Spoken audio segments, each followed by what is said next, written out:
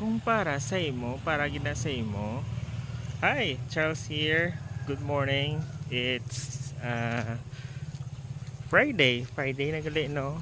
So, kumusta man ang inyong month sang May? Unta maayo-ayo man, di ba? Kung di man kaayo maayo, at least may ara man sang something ay pagpasalamat, di ba? Especially nga buhi kaw.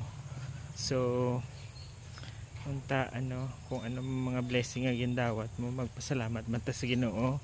Kag syempre sa umaabot nga new month sang June, pangamayoon man naton nga madawat pagita sa madawat nga grasya. Kag of course may mga challenges kita, pero mag-as lang kita sang sang guidance, sang wisdom nga pagtagumpayan natin ang bagong bulan.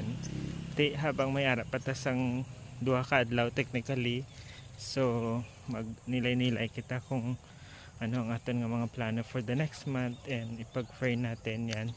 And ayun, so gusto ko lang mag-post ng mga yung magsasalita ng Ilonggo. Kay Ilonggo man ko unta mga kailonggo man naton dra nga mga amigo, i-follow nyo man ko. So expect na ka mga sa mga next video ko mga mga lang food for thought kaya sa Ilonggo. Basta may mga iambal lang ko sa inyo nga mga Ilonggo or Tagalog or i-mix depende man kay kita man ang taga Mindanao nga naman ta makaintindi man ta Ilonggo, may Bisaya man. So I hope you guys will support me, and yun lang.